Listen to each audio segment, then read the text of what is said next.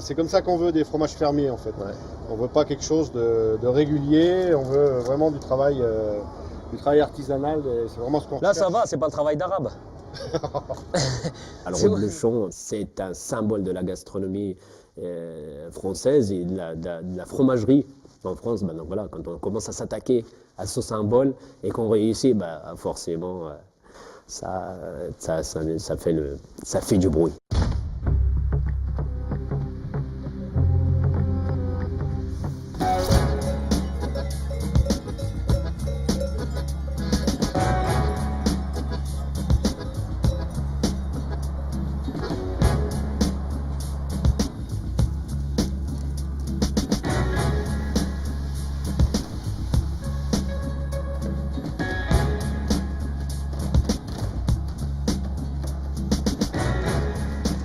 Depuis 14 ans que je suis ici donc, et que je fais ces gestes répétés inlassablement 2 fois par jour, matin et soir.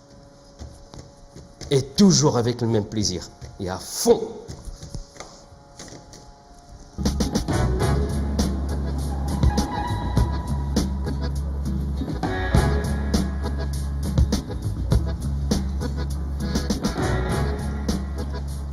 C'est vrai que c'est pas commun quand on rencontre un fromager marocain en France.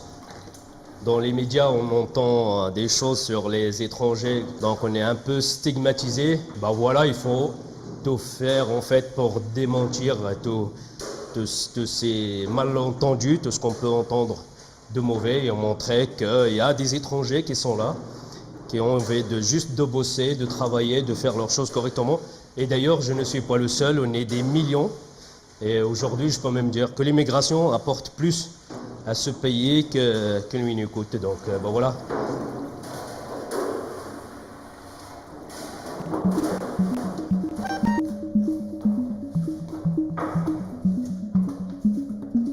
Et nos parents, particulièrement mon père, ce qu'il a toujours souhaité pour nous, je me souviens de cette expression il nous disait toujours « aller vers le nord ». La ville est toujours meilleure vers le nord que dans le sud. Quand on est un enfant d'un village, quand on commence à voyager dans une grande ville, déjà c'est pas facile. Mais alors là, quitter le Maroc pour un grand pays qui est la France, voilà, j'ai un très mauvais souvenir de ce voyage en bus. C'est vraiment le voyage vers l'inconnu, mais totalement et complètement. Donc c'est ici que ça a tout commencé. Monsieur le directeur, salam alaikum. Alaikum salam. Comment allez-vous, monsieur Franck? Ça va très bien. Ça ne rajeunit pas, c'était en automne 1993. Et ouais, c'est tout ici que j'étais ici que j'ai accueilli, et très bien accueilli d'ailleurs.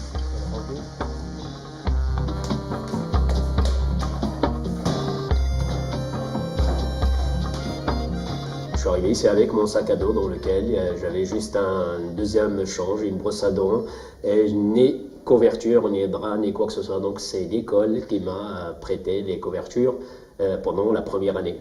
Tant que je reçois ma bourse et que je puisse m'acheter les quelques affaires.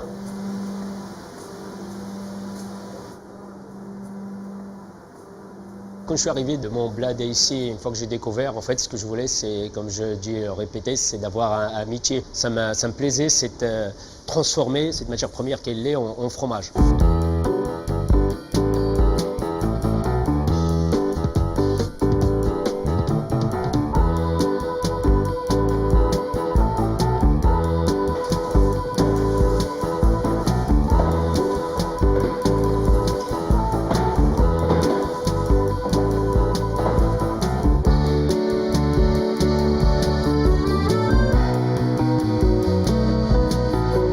Pour moi, la compétition, ça a toujours été une source de motivation. Donc, que les fromages, pour les comparer aux autres, donc je participe à différents concours, que ce soit régionaux, locaux ici, et même au concours général agricole à Paris, dans lequel on a obtenu une médaille d'or pour une première participation en 2008. Et le concours de meilleur ouvrier de France, toujours la compétition dans un esprit de progression et d'apprentissage.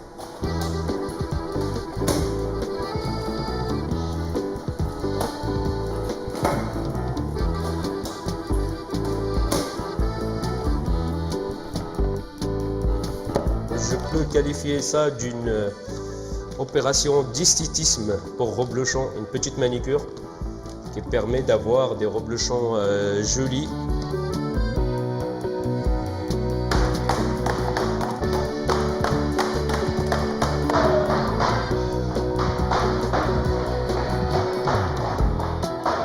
C'est exactement ce que je cherche.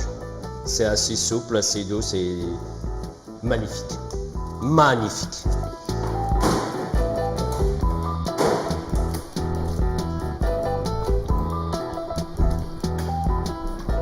Donc après la manicure, donc c'est l'opération bain, 2 heures de temps, un bain salé. Donc c'est bon pour leur petite peau bien douce.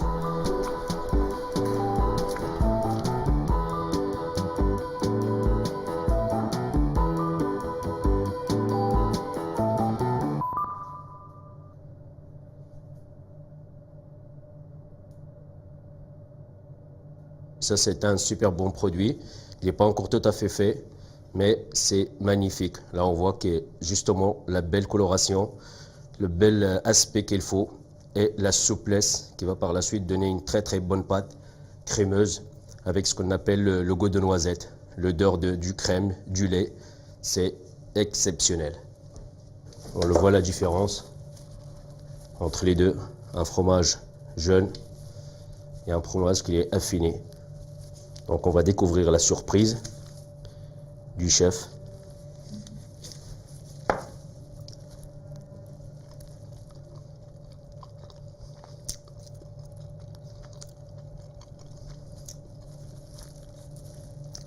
Très bon.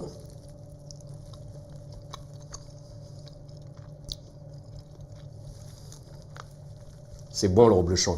Bonne dégustation. Salam alaikum, il paraît qu'il y a à boire ici.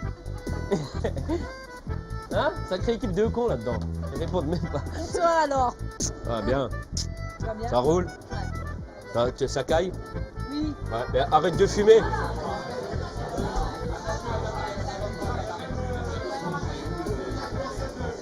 Ah. Bon. Dégustation générale du reblochon fermier, les amis. C'est halal, wallah al-azim. Hein? Wallah. C'est bon pour les nichons, il paraît. Tu peux y aller. Je peux te faire une ordonnance. Hein, mais c'est vrai. T'as pas le cholestérol? Ce soir, tu t'assois dessus. Hein? Tu reprendras demain? Demain, je fais régime demain. Ouais. Regarde, un peu de reblochon là. Morceau de reblochon. Amène du pain, amène. Bien volontiers.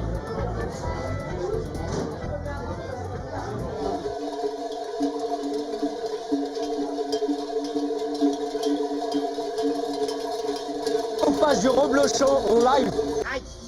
Aïe, mon doigt, aïe, mon doigt. Il y a un mort. Il y a un mort, Hein? attendez. Tu vas même pas attendre après un Marocain pour t'expliquer comment on fait une tartiflette, Daniel, quand même. Moi, je suis pas savoyard, je suis pas noir. Ah bah là, comme ça, d'accord, Donc, ok. là, Bah, on est deux étrangers alors. on est des des Savoyards, nous, hein. d'accord, ouais. On est des rapatriés. Ah, mais moi, je suis pas loin finalement de chez toi. Je suis du Nord, moi C'est aussi. de quel coin? Hein? De quel coin t'es? Le Nord de l'Afrique. Ah, le nord d'Afrique. Ouais. Quand je suis arrivé du Maroc vers la France pour faire mes études, moi, je trouvais que la France m'a rendu un énorme service. Mais j'aurais pu être bénévole par la suite n'importe où maintenant. J'ai cette culture de bénévolat dans le sang, donc je peux l'emmener avec moi partout. Mais c'est vrai que c'est une manière aussi de renvoyer l'ascenseur. On n'est que de passage ici sur Terre, donc il faut laisser son empreinte. C'est une manière que les gens disent, bah ouais, bah voilà, il a fait quelque chose de bien dans sa vie. C'est pas pareil, tiens, c'était une saloperie, tant mieux qu'elle est partie. On va dire, c'était un brave type.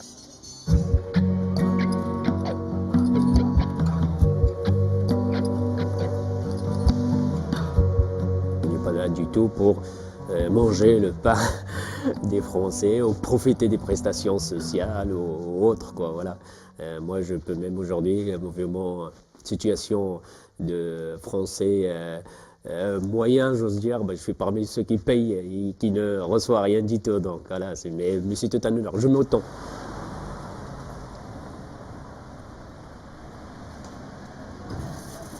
toute notre vie tourne autour de La Roche. On est atterri à La Roche pour nos études. On s'est rencontrés à La Roche et puis voilà. On est toujours resté en fait dans le coin. Venir pour étudier, travailler, marier, les enfants, et ben voilà. Depuis 18 ans, septembre 93, voilà. On attaque la 19e année, pardon. C'est une vie, ça. Anthony! À table, petit gars.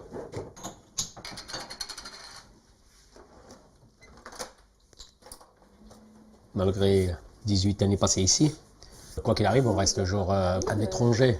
Mais moi, c'est ce truc-là, j'ai jamais oublié en fait, que, comme quoi je suis un étranger dans un pays qui m'est étranger, donc fallait faire avec. Et j'ai toujours, d'ailleurs, c'est peut-être ça mon problème, de montrer comme quoi, bah voilà, j'ai ma place ici. Quand j'étais au chômage et que je cherchais du travail, je me suis aperçue que régulièrement mon CV passait pas et je l'envoyais toujours au nom de Yahush. Et j'ai voulu essayer, j'ai envoyé mon CV au nom de mon nom de jeune fille, donc qui est Prost, et comme par hasard, ça commençait à me répondre. Donc comme quoi, quand même, il y a un petit quelque chose quand même. On a toujours affaire au racisme. Sauf qu'il y a vraiment les gens qui te font ça par un méconnaissance, quand tu vois qu'il y a moyen de s'approcher pour lui montrer le bon côté de toi. Donc moi, ces gens-là, je les jette pas. Je fais tout pour s'approcher d'eux. Mais par contre, quand un racisme comme ça pur, ben voilà, il y a de l'espace, la terre est grande. Un plateau de fromage sans reblochon, c'est comme une super belle femme à laquelle il manque un œil, quoi.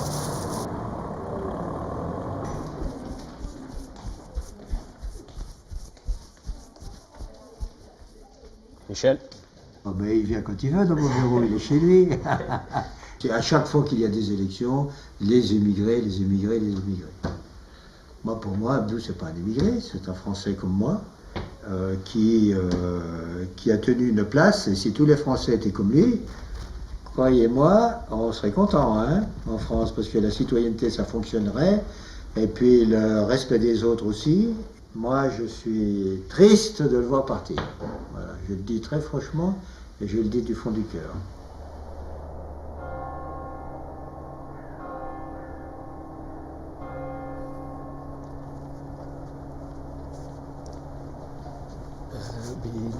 On va voir s'il est là, l'abbé.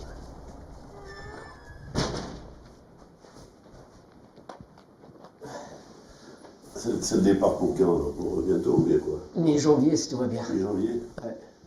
Tu veux de manquer là? Eh ben, c'est la vie. Mais avec tout le monde qui ne veut pas que je parte, je vais peut-être finir par m'apporter la poisse. Et ça ne m'encourage pas parce que j'ai... obligé de revenir. Mais là-bas, tu vas être obligé de pratiquer là-bas. Non, on n'oblige à rien du tout. Oui. On n'oblige à rien du tout. Déjà, moi j'ai ma foi musulmane, mais je suis pas pratiquant et tout, mais voilà. Mais d'une grande tolérance. Moi j'aime bien les gens qui sont tolérants, donc voilà, mais c'est vrai que tu viens d'islamiste. Ouais, non, non, n'exagérons rien. Bon, il y a les intégristes, Michel, dans toutes les... Nous on a les nôtres aussi. Voilà, dans toutes les religions, exact, ouais. Donc c'est pour ça. Non, mais les intégristes, c'est tous les extrêmes ne valent rien. Exactement, dans tous les domaines d'ailleurs. Dans tous les domaines. Oui. Donc voilà. Mais il faut avoir la foi, Michel, quand même. Oui. Un peu.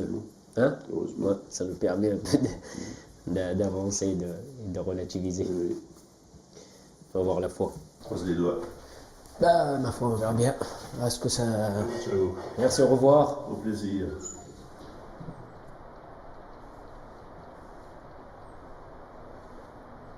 C'est l'appel de ma nation. Je vais essayer de partager.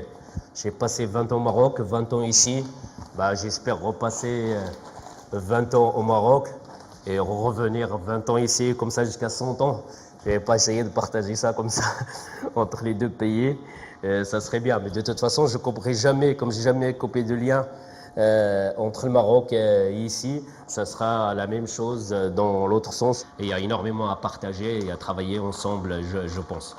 Donc là-bas, je vais retourner comme un Marocain, mais avec mon savoir-faire et mon expérience bien et ma rigueur à la française.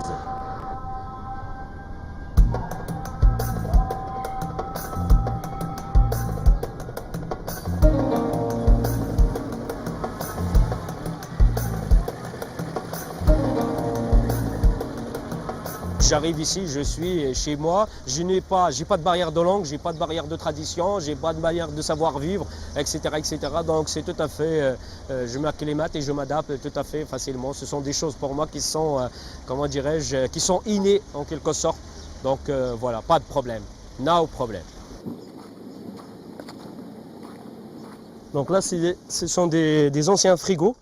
Donc ce sont des anciens chambres froides protégées par un hangar qu'on va transformer en, Inch'Allah, en fromagerie. Donc voilà. C'est ici que ça se passera. Donc c'est assez grand. Ici, il y a 586 mètres carrés de locaux qui peuvent être opérationnels avec un peu d'aménagement. Il y a aussi une dimension sociale et économique. Moi, mon but du jeu, c'est de faire profiter un maximum des gens de ce projet-là et de faire travailler des gens. Ici, je n'ai pas trouvé des gens qui me disent « mais pourquoi tu es parti de là-bas ?» C'est fini ce temps-là. Avant, quand on quittait son boulot en France et quand on rentre ici, on dit c'est comme si c'était un échec. Les gens considèrent que c'est quelqu'un qui a échoué et qui revient ici. Aujourd'hui, non, c'est plutôt, tu arrives ici avec un projet, etc., etc. Puis les gens, parce qu'on en a besoin, des gens qui par la suite amènent un savoir-faire, une formation et qui va faire profiter et faire travailler les autres avec lui. Socialement, c'est bien vu qu'on arrive, quand on fait du bien autour de soi.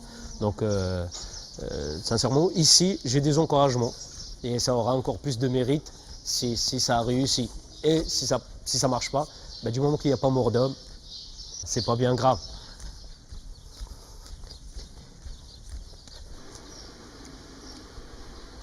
Le Hadj, en fait, c'est le directeur du domaine. C'est avec lui que je traite. Et Abdou, vous le voyez plutôt comme un Français ou comme un Marocain? 99% comme un Français. Et 1% comme un Marocain.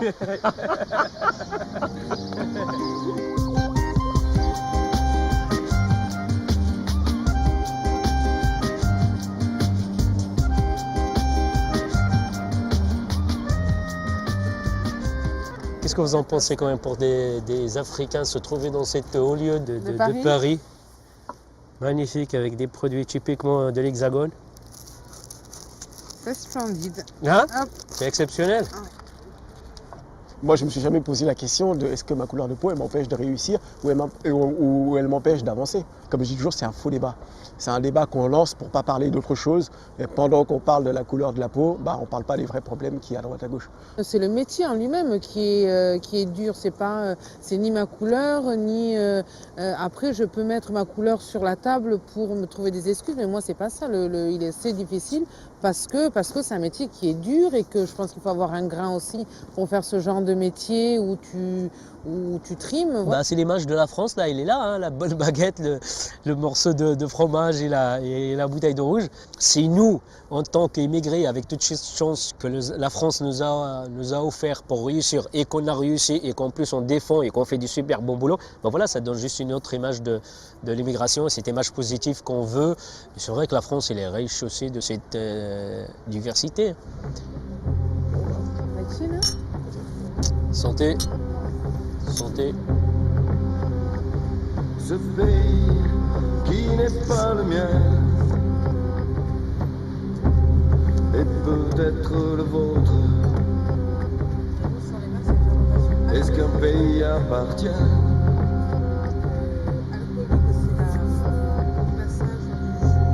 alors plutôt